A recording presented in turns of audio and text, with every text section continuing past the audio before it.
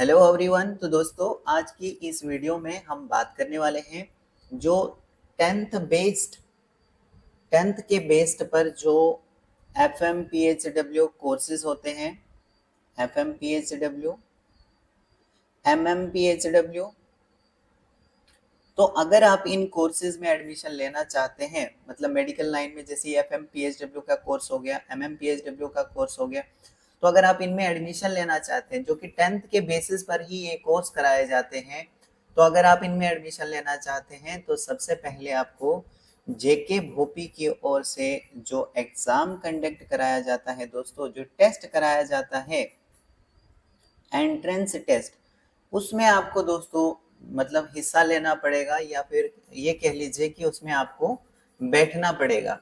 और एग्जाम में जो भी आपके नंबर आते हैं, जो भी मार्क्स आप स्कोर करते हो, तो अगर आपके मार्क्स वहां पर अच्छे आ गए तो दोस्तों आपको यहाँ पर चांसेस होते हैं कि आपको जो है यहाँ पर गवर्नमेंट कॉलेज मिलने वाला है।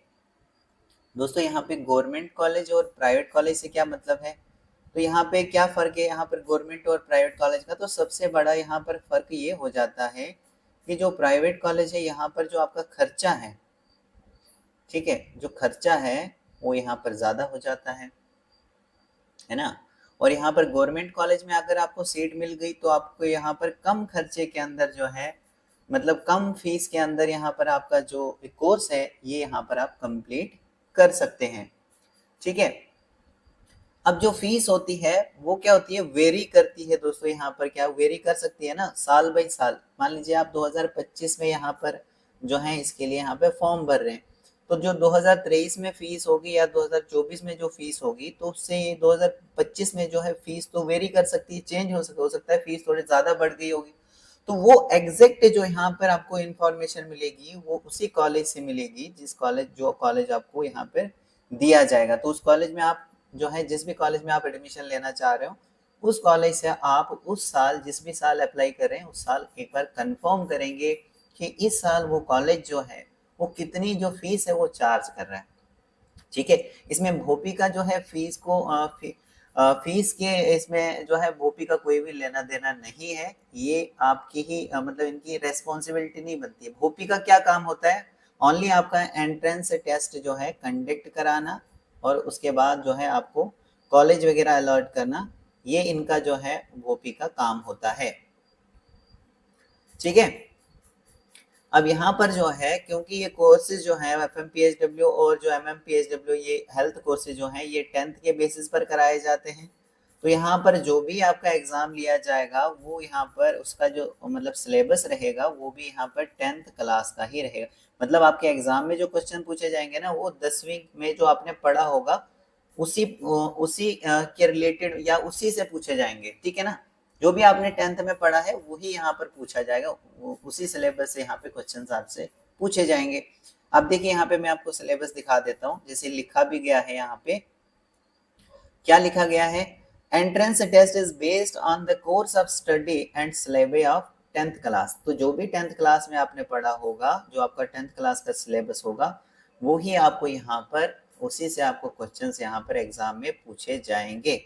क्योंकि दोस्तों ये जो यहाँ पे एंट्रेंस टेस्ट है ये इसी के बेसिस पर ही यहाँ पर कराया जाएगा, लिया जाएगा आपसे। अब यहाँ पर देखिए टेंथ क्लास में जो आपने फिजिक्स पढ़ी होगी उसका पहला चैप्टर है लाइट रिफ्लेक्शन एंड रिफ्रैक्शन।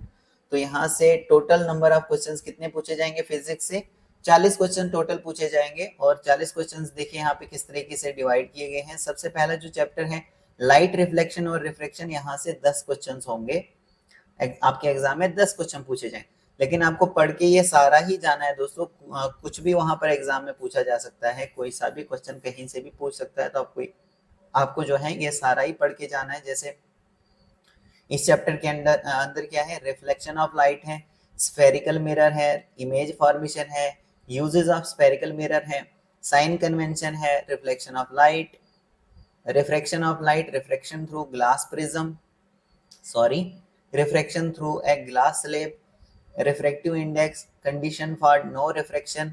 तो ये सारी चीजें यहाँ से आपको पढ़ के जानी है। यहाँ से 10 क्वेश्चंस आपको एग्जाम में देखने को मिल जाएंगे। फिर नेक्स्ट चैप्टर फिजिक्स के अंदर आता है दोस्तों human I and the colourful world. यहाँ से भी 10 क्वेश्चंस का आपको पूछा जाएगा। क्या क्या आपको पढ़ के जाना है, ह्यूमन आई के बारे में आपको पढ़ के जाना है, पावर ऑफ एकोमोडेशन आपको पढ़ के जाना है, डिफेक्ट ऑफ विजन और इनकी करेक्शन किस तरीके से करते हैं वो आपको पढ़ के जाना है, गिलास प्रिज्म के बारे में आपको पढ़ के जाना है, atmospheric reflection, twinkling of stars and colour of sun at sunrise और सनसेट, ये आपको पढ़ के जाना है। यहाँ से भी आपको 10 क्वेश्चन एग्जाम में मिल जाएंगे। फिर नेक्स्ट है दोस्तों इलेक्ट्रिसिटी का चैप्टर आपको पढ़ के जाना है। यहाँ से भी 10 क्वेश्चन का आपके एग्जाम में देखने को मिल जाएगा। यहाँ पर जो है इलेक्ट्रिक चार्ज का कंसेप्ट, इलेक्ट्रिक करंट के बारे में पढ़ना है, ओम्स लॉ के बारे में आपको पढ़ना है, heating effect of electric current के बारे में आपको पढ़ के जाना है। ठीक है, इस तरह से नेक्स्ट जो फिजिक्स में चैप्टर है वो है chapter number 4 magnetic effect of current. यहाँ से भी 10 क्वेश्चन का पूछा जाएगा। इसमें जो है मैग्नेटिक फील्ड और फील्ड लाइन के बारे में आपको पढ़ के जाना है, ऑस्टेड एक्सपेरिमेंट के बारे में पढ़ के जाना है, magnetic field due to current carrying conductor, force on a current carrying conductor in magnetic field. जब आप करंट कैरिंग कंडक्टर को मैग्नेटिक फील्ड में रखोगे तो उसके अंदर क्या फोर्स लगेगी इसके बारे में आपको पढ़ के जाना है, और डोमेस्टिक इलेक्ट्रिक सर्किट के बारे में आपको यहाँ पे पढ़ के जाना है। तो इस तरह से फिजिक्स से टोटल 40 क्वेश्चन होंगे और चैप्टर वाइज यहाँ पर जो है बताया गया है कि कौन से चैप्टर से कितने के आपको क्वेश्चंस एग्जाम में पूछे जाएंगे। ओके, फिर केमिस्ट्री का यहाँ पर हो गया केमिस्ट्री का पोर्शन। केमिस्ट्री में देखिए यहाँ पे भी 40 क्वेश्चन केमिस्ट्री से भी पूछे जाएंगे। पहला चैप्टर है केमिकल रिएक्शन और इक्वेशन, यहाँ से 10 क्वेश्चन होंगे। यहाँ पे देख लीजिए कौन कौन से टॉपिक्स आपको इसमें तैयार करके जाना है एग्जाम में।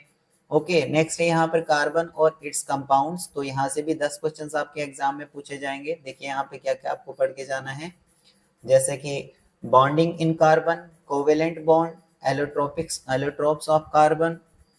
तो ये सब टॉपिक्स हैं इसमें जो कि आपको तैयार करके जाना है। यहाँ से 10 क्वेश्चंस का एग्जाम में पूछा जाएगा। फिर मेटल और नॉन मेटल की बात करें तो तीसरा चैप्टर है केमिस्ट्री का, यहाँ से भी 10 क्वेश्चंस का आपके एग्जाम में पूछा जाएगा।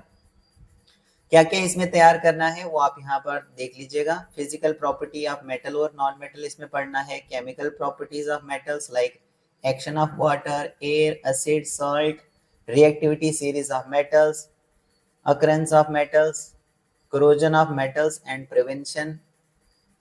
फिर नेक्स्ट चैप्टर आ जाता है केमिस्ट्री के अंदर एसिड, बेस और सॉल्ट, यहाँ से भी 10 क्वेश्चंस का आपके एग्जाम में पूछा जाएगा। तो ये आप यहाँ पर देख लीजिए दोस्तों क्या क्या आपको यहाँ पर तैयार करके एग्जाम में जाना है। ओके, फिर आता है दोस्तों बायो का, यहाँ पर बायो का पोर्शन, और बायो में भी यहाँ पर 40 क्वेश्चंस का आपके एग्जाम में होगा। और यहाँ से देखिए पहला चैप्टर है बायो का लाइफ प्रोसेस। तो लाइफ प्रोसेस में होता है क्या पढ़ना है आपको, लाइफ प्रोसेस क्या होता है, न्यूट्रिशन, ऑटोट्रोपिक न्यूट्रिशन क्या होता है, हेटेरोट्रोपिक न्यूट्रिशन क्या होता है, एनिमल्स किस तरह से अपना न्यूट्रिशन को ऑब्टेन करते हैं, न्यूट्रिशन ह्यूमन बींग्स का, रेस्पिरेशन, ट्रांसपोर्टेशन इन प्लांट्स किस तरह से होता है ये आपको पढ़ के जाना। फिर एक्सक्रिएशन किस तरह से ह्यूमन बींग्स में होता है, प्लांट्स में किस तरह से होता है। तो यहाँ से लाइफ प्रोसेस का ये जो चैप्टर है दोस्तों बायो में, यहाँ से भी आपके एग्जाम में 8 क्वेश्चन पूछे जाएंगे। नेक्स्ट है दोस्तों बायो में कंट्रोल एंड कोऑर्डिनेशन, तो यहाँ से भी 8 क्वेश्चन पूछे जाएंगे। देखिए क्या क्या आपको इसमें पढ़ना है। ठीक है, जैसे एनिमल नर्वस सिस्टम, और यहाँ से इसी तरह से what happens in reflex action, human brain के बारे में पढ़ना है। How are these tissue protected? How does nervous system cause action? Coordination in plants, immediate response to stimulus, movements due to growth, hormones in animals। तो ये आपको यहाँ पर पढ़ना है। फिर यहाँ पर नेक्स्ट चैप्टर है दोस्तों हाउ डू ऑर्गेनिज्म रिप्रोड्यूस, तो यहाँ से भी 8 क्वेश्चन एग्जाम्स में होंगे। देख लीजिएगा कौन कौन से सब टॉपिक्स जो इसमें आपको तैयार करके एग्जाम में जाना है। नेक्स्ट चैप्टर रहेगा दोस्तों हेरिडिटी एंड जेनेटिक्स से, यहाँ से भी 8 क्वेश्चंस पूछे जाएंगे। बाकी आप यहाँ पर देख लीजिएगा सब टॉपिक इसमें क्या क्या आपको तैयार करके जाना है। फिर लास्ट जो चैप्टर है यहाँ पर बायो में दोस्तों वो है our environment. Okay, our environment में आपको पढ़ना है एनवायरनमेंट के बारे में, इकोसिस्टम के बारे में, what are its components, food chain, web, how do our activities effect the environment, ozone layer and how it is getting depleted, managing the garbage we produce. तो ये आपको पढ़ के जाना है दोस्तों एग्जाम में।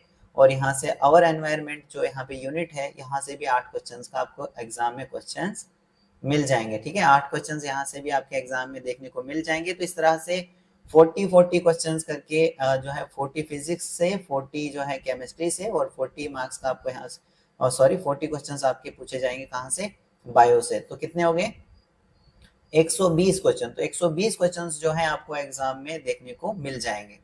तो ये था दोस्तों टेंथ का सिलेबस जो आपको तैयार करके जाना है एग्जाम में, एग्जाम देने के लिए, ठीक है।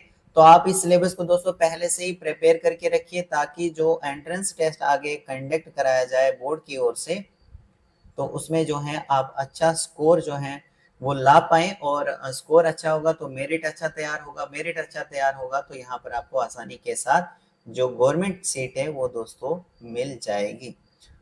होप करता हूँ दोस्तों कि आपको ये वीडियो हेल्पफुल लगी होगी, और इस तरह की और भी हेल्पफुल वीडियोस के लिए दोस्तों आप चैनल को सब्सक्राइब करके रख सकते हैं, बेल आइकन पर प्रेस करके रख सकते हैं, ताकि इस तरह की और भी जो इन्फॉर्मेटिव वीडियोस हैं, जो हेल्पफुल वीडियोस हैं, उनका नोटिफिकेशन आपको मिल सके दोस्तों।